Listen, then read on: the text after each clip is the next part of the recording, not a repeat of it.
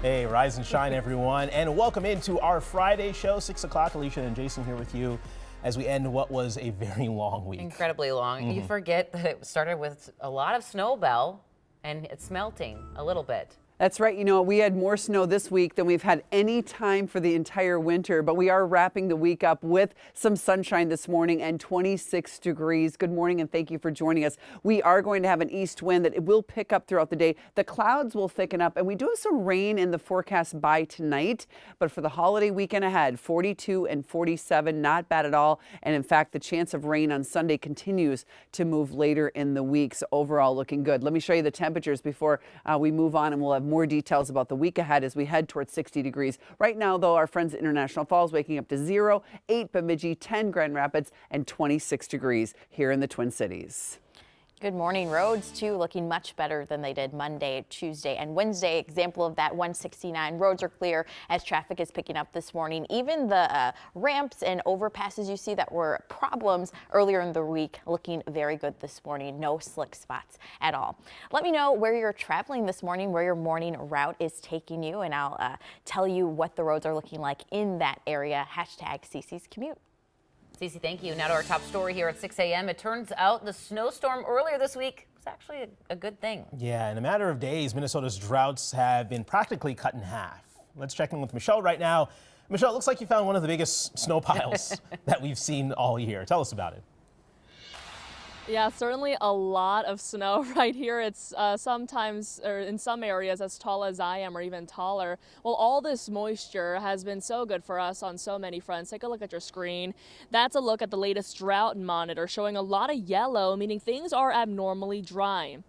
That's a huge improvement if you compare that to another picture just a week ago. And if we go even further back, an expert tells us this is the first time since last summer we're not seeing a speck of red marking extreme drought anywhere on that state map. A good chunk of Minnesota was under a moderate drought, including the Twin Cities, and what this did was basically cut the drought in half.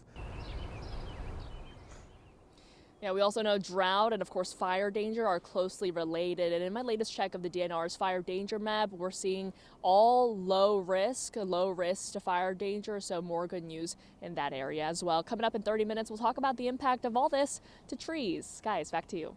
Definitely a positive heading into this weekend. Michelle, thank you.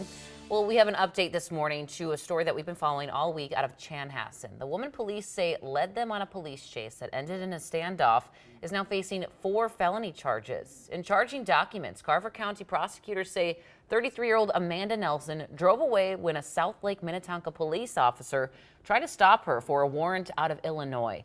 Officers say they saw her pointing what they thought was a handgun while her car was spinning after a failed pit maneuver. Police say they found a BB gun made to look like a handgun in her car. If convicted, she could face up to 20 years in prison. Also developing this morning, the suspect in the deadly stabbing spree in Illinois claims marijuana he took before the attack was laced, causing him to become paranoid. According to that criminal complaint, he also admitted to the crimes.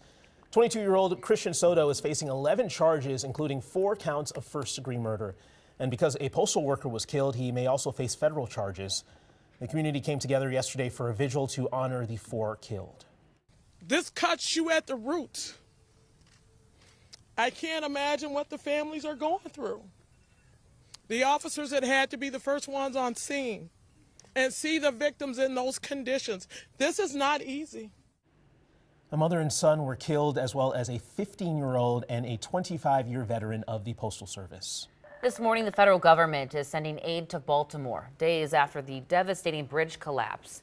In the last 15 hours, the Biden administration approved $60 million. Officials say the money is for initial efforts like removing debris and laying the groundwork for reconstruction.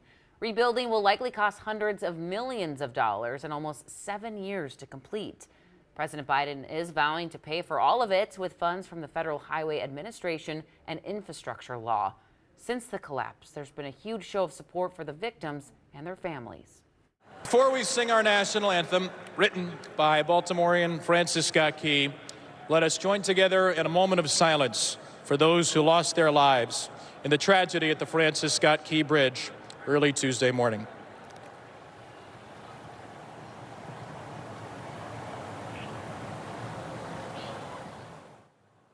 That was at the Orioles home opener yesterday. The team says that their home city is tight-knit and, quote, together we will get through this.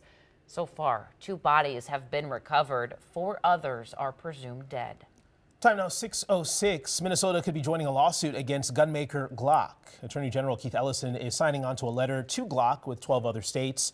And they're asking Glock to preserve all evidence of its semi-automatic pistol line. That gun can be transformed into illegal machine guns with a switch that's easy to make and find. Right now, Chicago is suing Glock for the same reason. The city claims the company knows about the problem but hasn't done anything to fix it. Now, earlier this year, we talked with a man who invented the switch back in the 90s. I don't feel happy. I'm honestly to you. I don't feel happy. What do you want to do? What do you hope to do? I would like to get a quick solution for this problem worldwide. He says government crackdown on the switches are necessary and that Glock should alter their design so they can't be used on future models.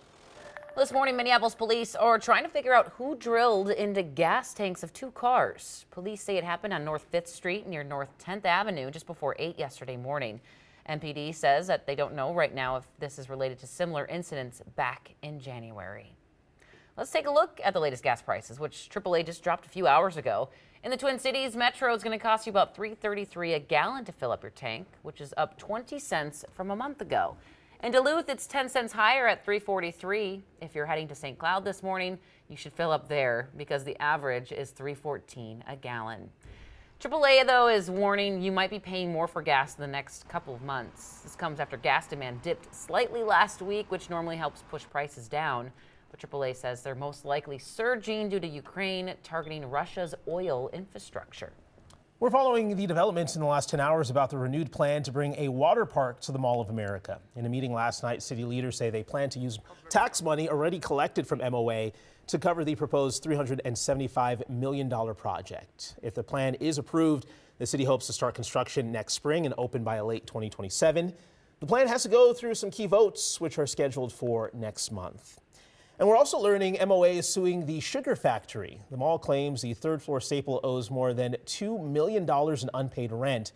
The mall says problems started in 2019 when the mall and the restaurant amended their lease to catch up on outstanding payments. An eviction hearing is scheduled for next month. Well, it's official this morning. The St. Paul Saints will have to wait another day to play ball. In the last 12 hours, the team announced it's delaying opening day from tonight to tomorrow. They say the field is just too wet from all the snow.